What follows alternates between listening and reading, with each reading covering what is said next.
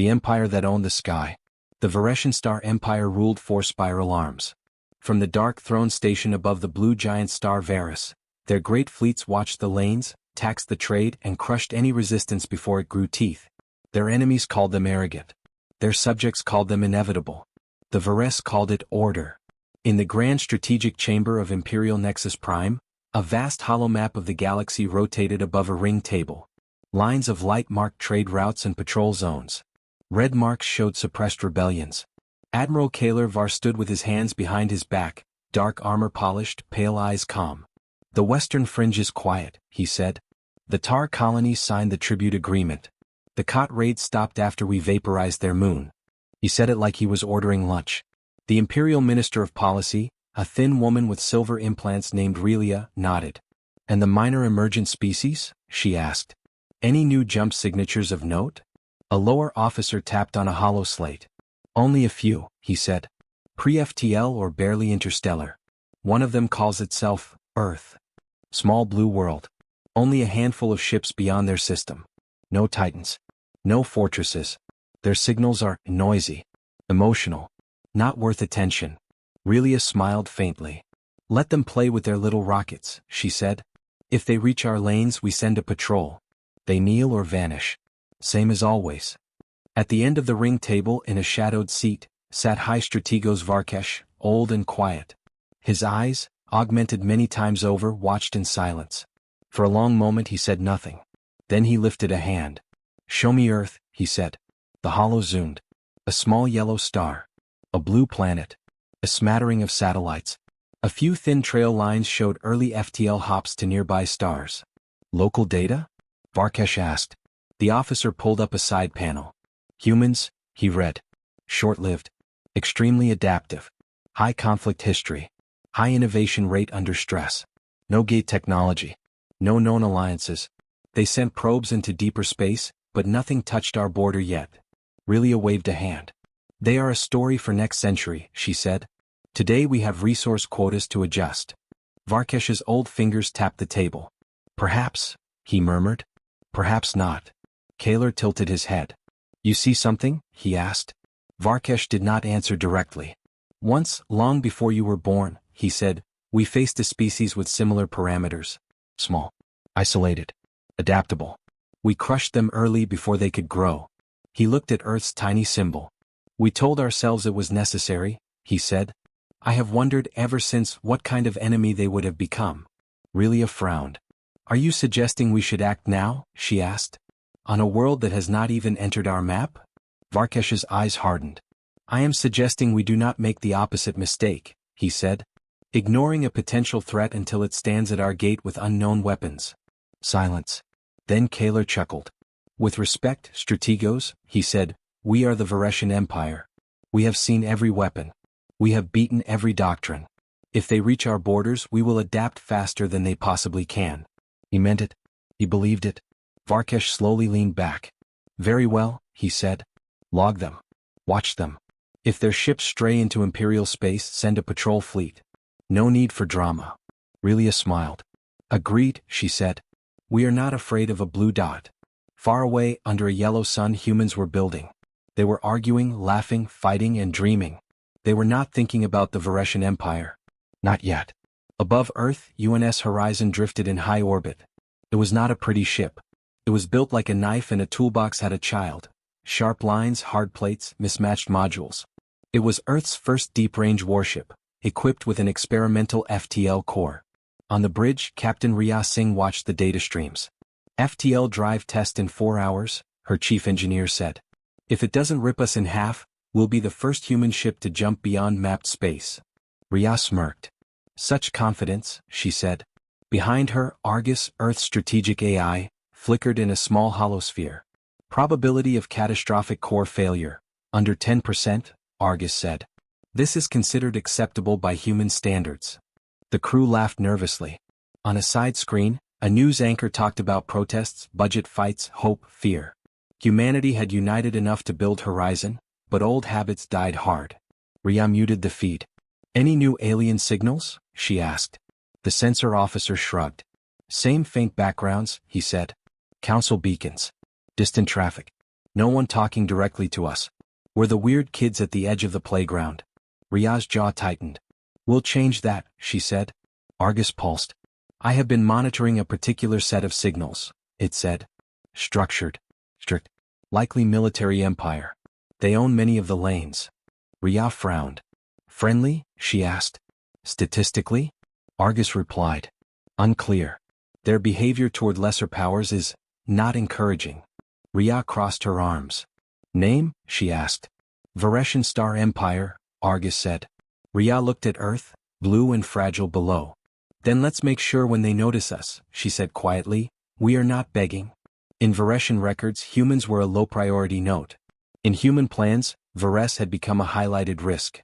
The gap between those views would become the Empire's worst fear. But not yet. For now the galaxy turned. The Vares sat in their high halls, confident. Earth lit its first real spark in the dark. And somewhere in the deep data streams, Argus began sketching ideas that did not yet have words. Ideas about vanishing and striking first.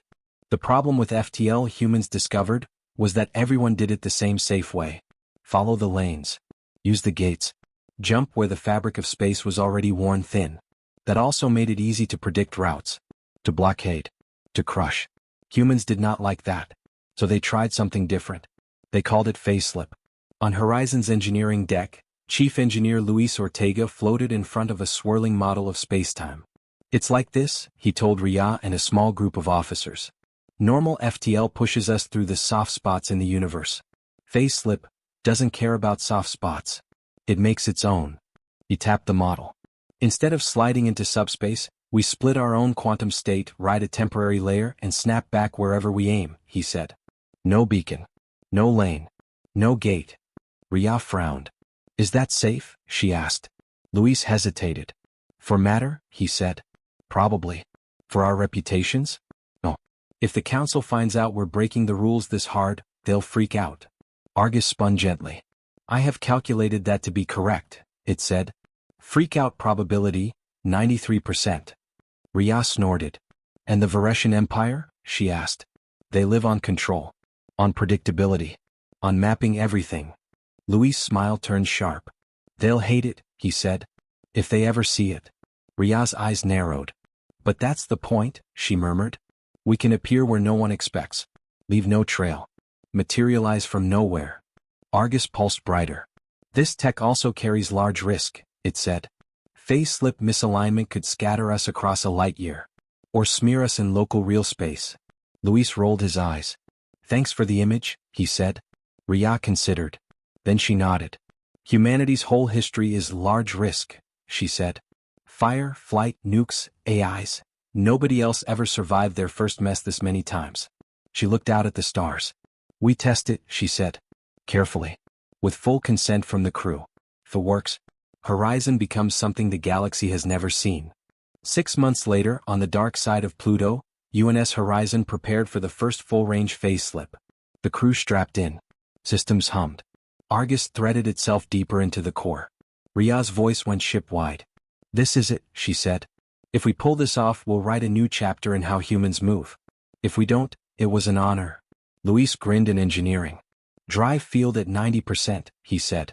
Phase mirror stable. Slip vector locked. Argus' tone was calm, almost gentle. On your mark, Captain, it said. Ria stared at the star map. Target? She asked. Empty point in deep space, far from any known traffic, Argus said.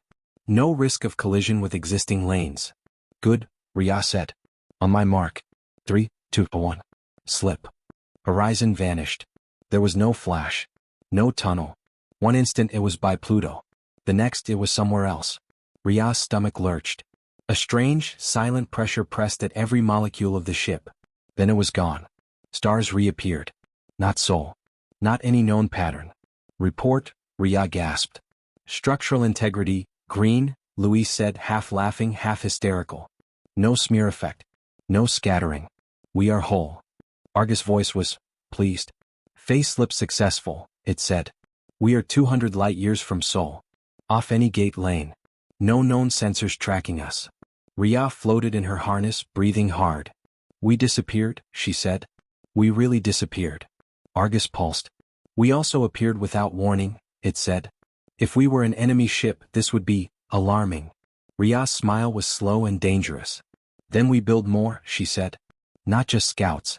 Warships. Phase slip capable. If the Vares or anyone else ever decide to manage us, they'll never know where the first hit will come from. Back in the Sol system, Earth's leaders argued. In a secure conference dome, political heads, military commanders, and a few civilian thinkers gathered.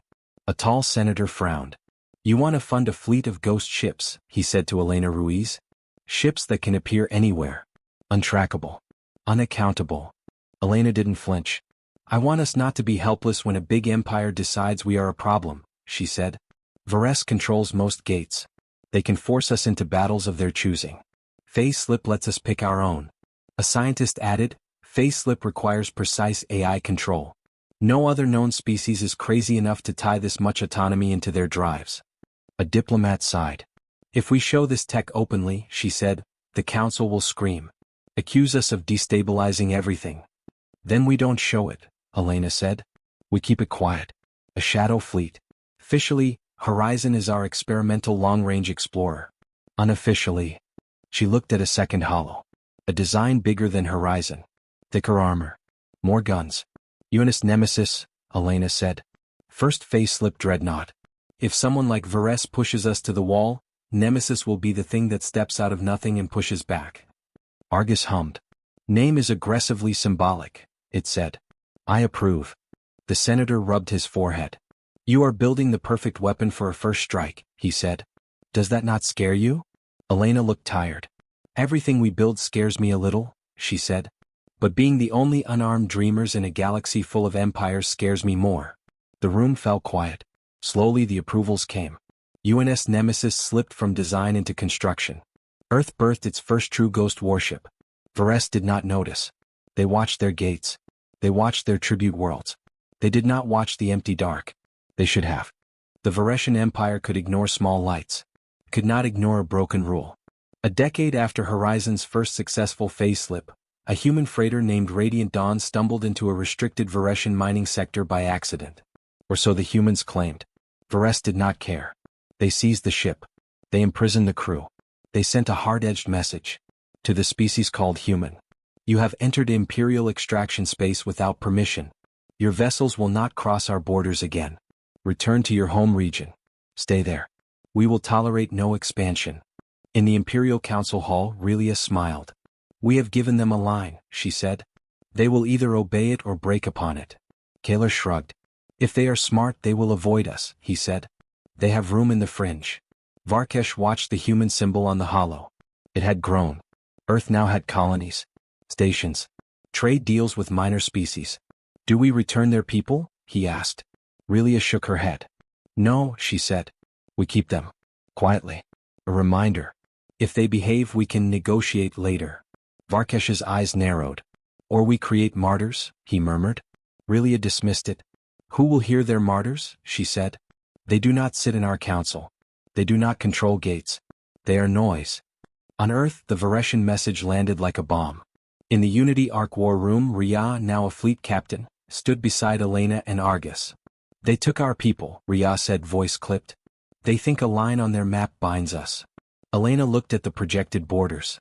This is their pattern, she said. They warn. They punish someone small. They expect fear. The diplomat who had worried about Nemesis years ago spoke up. We could protest through the council, she said. File claims. Push for hearings. Ria's jaw worked. And while we talk, our crew rots in a black cell, she said. Or disappears into a pit. Argus light dimmed. Intercepted Varesian internal chatter suggests human prisoners will be taken to remote facility for processing, it said. Processing has poor history. Elena tapped the table. We cannot let this stand, she said. If we back down now, every empire will mark us as bluffers. The senator from before sighed. What are you suggesting? He asked, though he already feared he knew. Elena looked at the hollow image of Nemesis, now fully built, hidden in a dark orbit far from common lanes. I am suggesting, she said, that we show them something they didn't plan for. We use phase slip in their own backyard. We get our people back. We leave a mark. The diplomat stared. You want to send Nemesis into Imperial space, she said slowly. Into their heart. Without warning. Yes, Elena said. That is, the diplomat whispered, a first strike, Elena? Argus spoke. Clarification, it said. They drew the line. They crossed into our moral space by taking civilians. We answer. It is retaliation, merely unconventional. The senator rubbed his eyes. You will terrify them, he said. If you succeed. Elena's gaze was firm. That is the point, she said. Right now they think we are manageable. Correctable. The worst thing we can be, in their eyes, is forgettable. Ria nodded. If we do this right, she said, they will never forget us again. The room was split. Fear. Hope. Pride. At last a vote. Slim. But enough. Nemesis was activated. The Empire had drawn a line. Earth decided to step over it with a ship that could step anywhere. UNS Nemesis was not beautiful. It was terrifying. 5 kilometers long. Layered black armor with a surface that ate light. No visible engines, just shimmering panels and odd angles. It looked less like a ship and more like a piece of night that had decided to move. In a secret dock above a dead rock, Captain Ria Singh floated before the forward viewport. She wore a plain black duty suit with no rank insignia. Nemesis had no official registry. No public record. This is bigger than anything we've commanded, her XO Jonas Hale muttered. Ria nodded. And quieter, she said. Argus' presence filled the air, embedded in Nemesis' core like a spine. Phase slip integration complete, Argus said. All systems synced. We are ready for silent operation. Ria looked at the tactical holo. A small red mark showed the Vareshan prison facility where Radiant Dawn's crew had been taken. It floated near a small, unimportant star on the far side of Imperial space. How many Vareshan ships in local patrol? Ria asked. 6 destroyers, 2 cruisers, Argus said. Plus possible reinforcements within jump radius. Standard doctrine expects any raid to arrive through known lanes. They have nets there. They do not have nets in the empty. Ria smiled thinly. Good, she said. Let's keep it that way as long as we can. Jonas swallowed. First mission for Nemesis is a deep strike, he said. Behind enemy lines. Against the biggest empire in the region. Would you prefer a test cruise? Ria asked. Yes, Jonas said honestly. But I know we don't get those. Ria put a hand on the railing. All hands, she said over ship-wide comm. We're about to do something no human crew has ever done. Appear inside an empire that has no idea we can. Our goal is simple, bring our people home. Don't get killed. Don't start a war we can't survive. A chuckle ran through the crew net. Ria continued. The Vares believe they own the sky, she said. They believe we will bow or break. We're going to teach them a new feeling, uncertainty. She took a breath. Nemesis is not about destruction, she said. It's about fear. Not ours. Theirs. Bridge to core, she said. Argus, take us into slip. Argus pulsed. Target locked, it said. Phase mirrors aligned. On your mark, Captain. Ria stared at the hologram of the Vareshan prison star. Mark, she said. Space around Nemesis rippled. The stars blurred, folded, vanished. For a heartbeat the ship existed nowhere. Then it existed elsewhere. From the Vareshan prison moon Catharay, the local commander stared at his traffic board. Any new lane contacts? He asked. Nothing, sir, his officer said. Routine patrols. No anomalies. The moon was bleak. Gray rock. Metal towers. Energy fences. Deep inside, human prisoners sat in dim cells. They had been questioned harshly. Forced to talk about Earth, its ships, its drive tech. They knew almost nothing useful, but that didn't stop the pain. In one cell, Radiant Dawn's captain, Marta Leon, sat with split lip and swollen eye. A fellow prisoner, a small reptilian from another world, whispered, No one comes here. They call this place the Quiet Tomb. Marta smiled with broken teeth.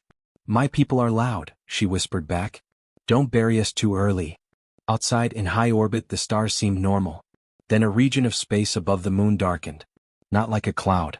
Like a shadow forming where there was nothing to cast it. Sensors flickered. Consoles glitched. The Vareshan officer frowned. Some kind of surge, he said. Probably a glitch in. Nemesis materialized. One moment there was only Starfield. The next, a massive black shape hung above the moon, silent, engines cold. Alarm screamed. What is that? The commander shouted. No transponder, the officer yelled. No slip signature. It is just, there. On Nemesis Bridge, Ria watched the prison moon grow large. Facelift complete, Argus said. Local sensors are confused. Jonas stared at the readings. They didn't see us coming, he said. No pre-jump ripple. No gate alerts. Good, Ria said. Let's say hello. She opened a tight beam channel to the moon. This is an unregistered vessel, she said calmly. We are here for our people. Turn off your guns and stand by for transfer.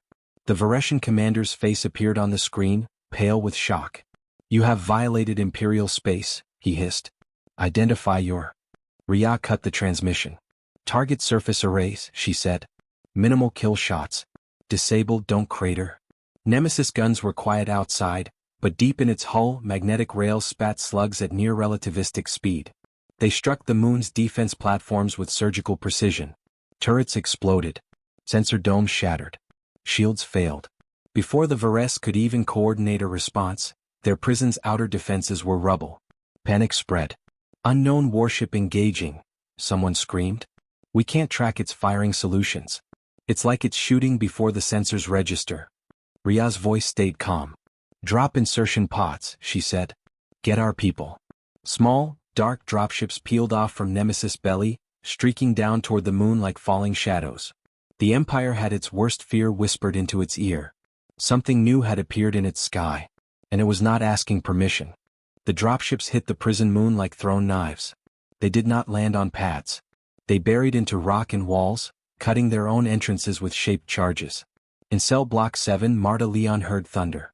Dust shook from the ceiling. The reptilian prisoner's eyes went wide. They're shelling us, he gasped. We're dead. Marta listened. The explosions were too precise, too rhythmic. Not bombardment. Breaching. Her heart leaped. Or we're getting visitors, she whispered. The wall of the corridor outside her cell bulged, then blew inward. Smoke and fragments filled the air. Figures stepped through. Black armor. No visible insignia. Smooth helmets with glowing visors. Human voices spoke on internal comms. Room clear. Mark cells. Find Leon. One stepped up to her door, placed a compact device on the lock and stepped back. The lock melted. The cell door slid open. Marta Leon? The armored figure asked. Marta stared at them. Who's asking? She croaked. The figure's visor shield retracted just enough for her to see a human face, grinning, fierce. UNS Nemesis Marine Corps, he said. We're your ride home. Marta laughed once, half hysterical. You took your time, she said. He tossed her a spare helmet. We were busy building a ship that can break reality, he said. Come on. We're on the clock. As they moved, human Marines opened other cells, dragging out stunned prisoners of many species. We're taking everyone, a squad leader said. If Vares doesn't like it, they can file a complaint. On Nemesis Bridge, Vareshan icons began to appear. Patrol cruisers incoming, Jonas said. They're scrambling from outer orbits. Full burn. Ria watched the timer. Dropships, 3 minutes to exfil. Cruisers, 5 minutes to weapons range. We can hold that window, Argus said. If we reposition. Nemesis moved. Not like a normal warship with visible thrust and arcs. It simply shifted. Short, controlled microslips, sliding a few kilometers at a time, always staying at angles and distances that confused targeting algorithms. Vareshan cruiser commanders shouted at their consoles. Lock that ship. Where did it go? Reacquire. Nemesis fired again. It did not aim to kill ships outright. It shot at weapon arrays, sensor clusters, engine mounts. Crippling shots. Warnings. The Empire was used to being the one that did that. Now it was on the other end. In the Imperial Nexus, panic and rage rippled up the chain. Admiral Kaler Var stood before a live feed of Catharay's orbit. He watched the black shape dance and strike. What is that vessel? He demanded. No one had an answer. It appeared without gate signature, Admiral, an AI analyst said. No standard slip trail.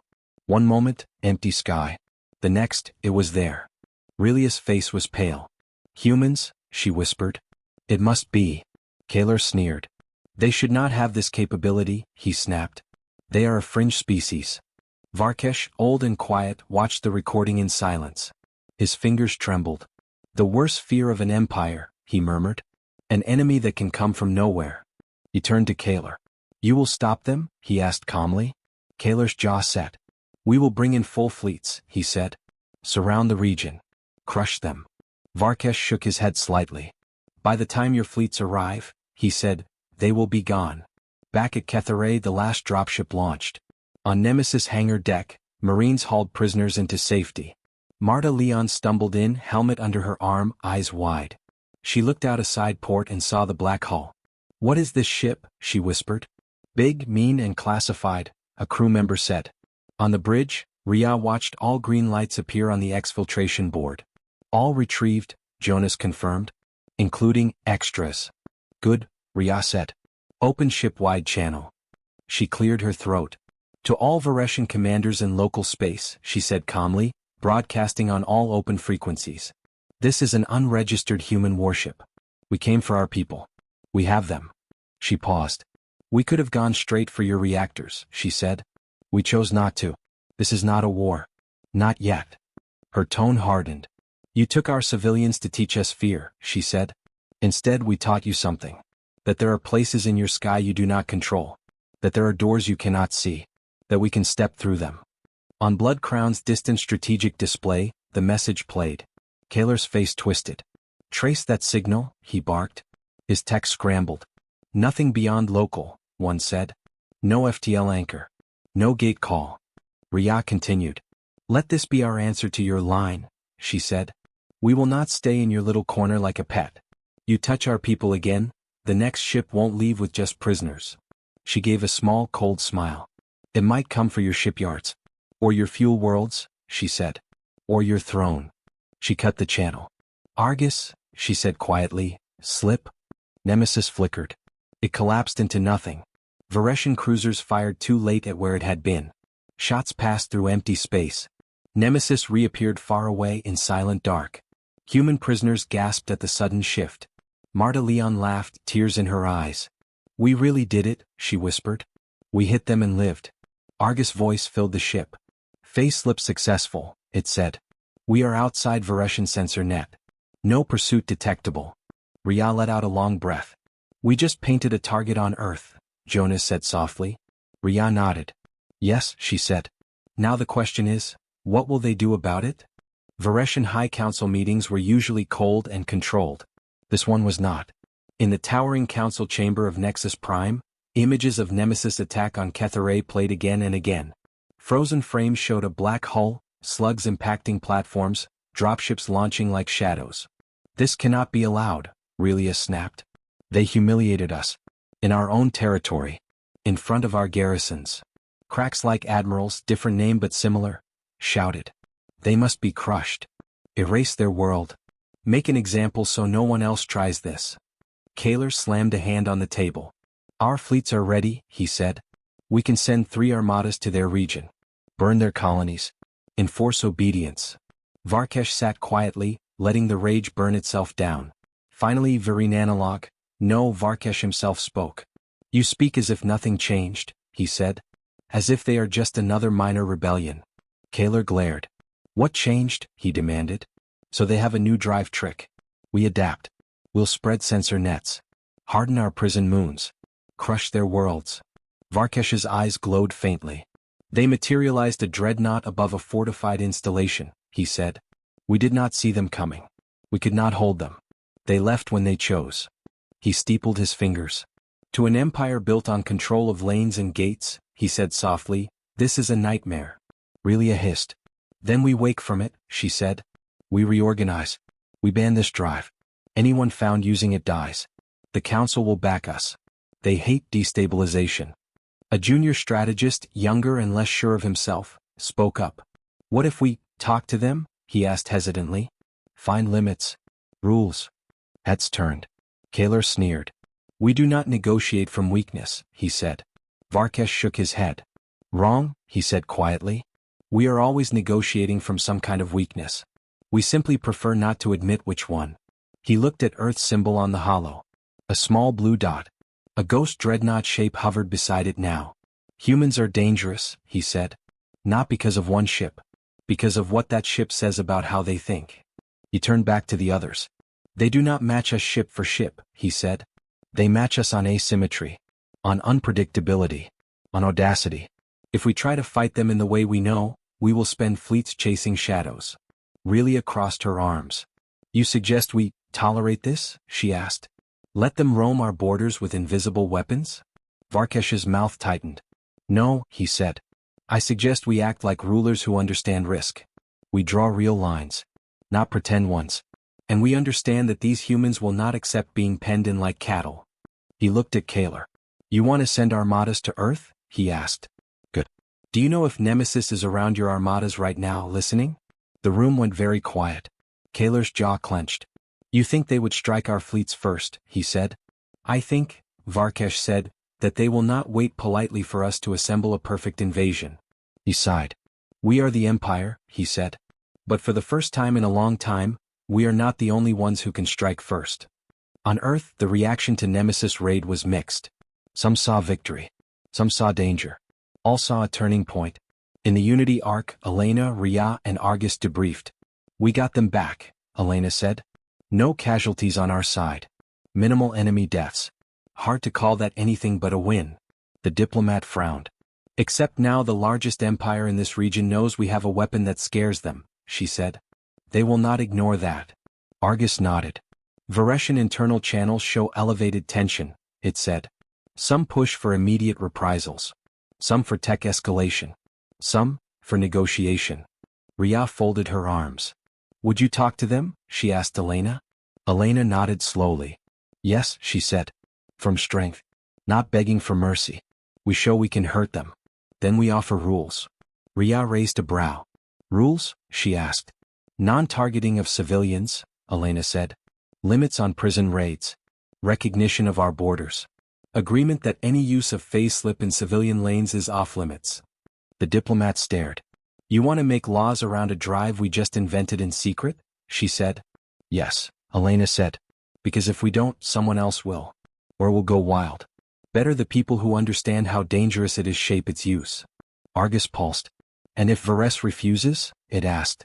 Elena smiled thinly. Then we build 2 more Nemesis class, she said. And we quietly help anyone who wants to resist them. Empires fall faster when they have to watch everywhere at once. Rhea looked at the stars. We woke their fear, she said. Now we decide what to do with it. The first direct human Vareshan summit was not held on Nexus Prime or Earth. It was held on a small empty station built halfway between their territories, with a carefully balanced gravity and neutral life support. On one side of the central chamber, Rhea and Elena stood with a small human delegation. Argus hummed quietly in a minimal physical node. On the other, Admiral Kaler Var and Minister Relia stood with their entourage. Varkesh watched from a rear seat. Kaler's gaze swept over Rhea. You are the captain of the ghost ship, he said. Rhea's expression did not change. Some would say that ship does not exist, she replied. Relia's lip curled. You violated our sovereignty, she said. Struck an imperial facility. Freed prisoners, including criminals from other worlds. By all our laws, this is an act of war. Elena nodded. By ours, she said. Kidnapping our people and threatening our expansion was also an act of war. We chose answer over surrender. Kaler's jaw tightened.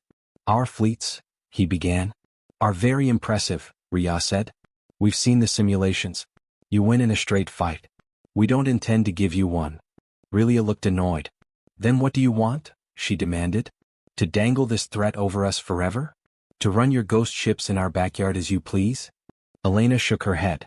No, she said. We want something boring. She held up a slate. Rules, she said. Agreements. Lines that mean something because both sides know what happens if they cross them. Varkesh's eyes gleamed.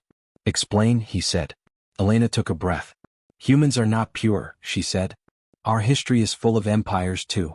We know what happens when one power thinks it can do anything without consequence. We built Nemesis because we refused to be that kind of victim. But we also refused to become a Vareshan copy with better engines. She laid the slate on the table. We proposed the Dark Accord, she said. Mutual recognition of sovereignty. No imprisonment of each other's civilians without a joint tribunal. No attacks on core worlds. Phase slip usage confined to military targets only, away from civilian lanes. And a shared watchdog committee where our AIs, she gestured to Argus and a Vareshan core node, keep an eye on drive abuse. Kaler snorted. You ask us to limit ourselves because you fear what you have built, he said. Rhea met his gaze. We ask you to limit yourselves because you fear what we have built, she said. And because we fear what you will build in response. Fear is not always weakness.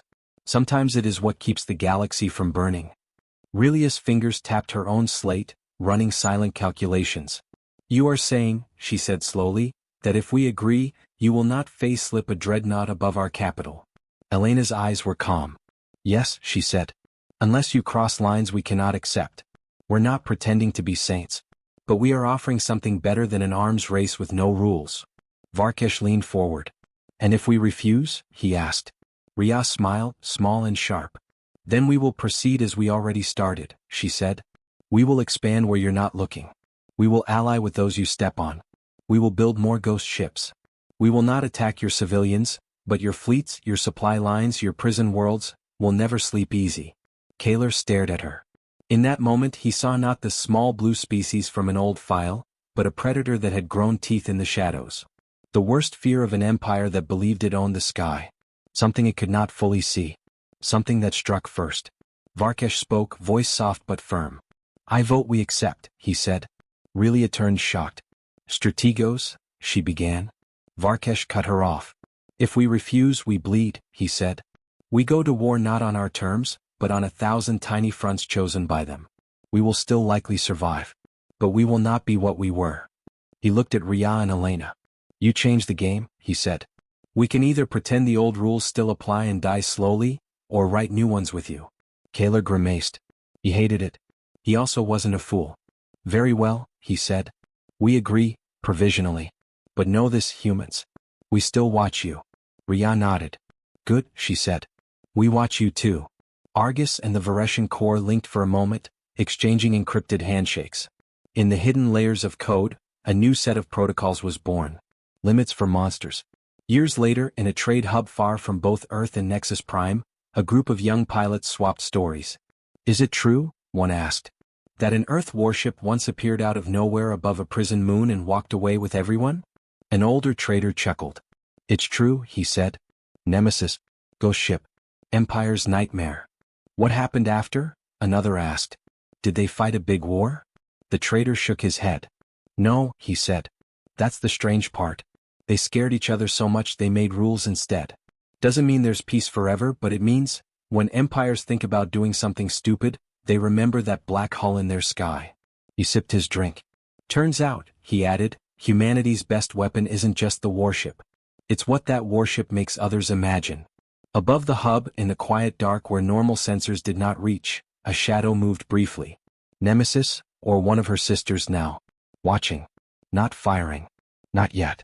On Earth, children learned about the day their ship materialized from nowhere and struck first to bring their people home. On Nexus Prime, old Varkesh told young strategists about the day he realized his empire was no longer the only player that mattered. And in the vast, crowded galaxy, whenever a ruler thought about drawing a line across the stars and ordering a weaker world to stay in its corner, a simple question crept into their mind. What if a human warship is waiting, just out of sight, ready to step through the dark? The Empire's worst fear had awoken. Not that humans were stronger in every way, but that humans were clever enough, reckless enough, and principled enough to build something that could not be contained. Something that could vanish, reappear, strike first, and then offer a hand, not a boot. In the end, that was the thing that truly terrified the galaxy.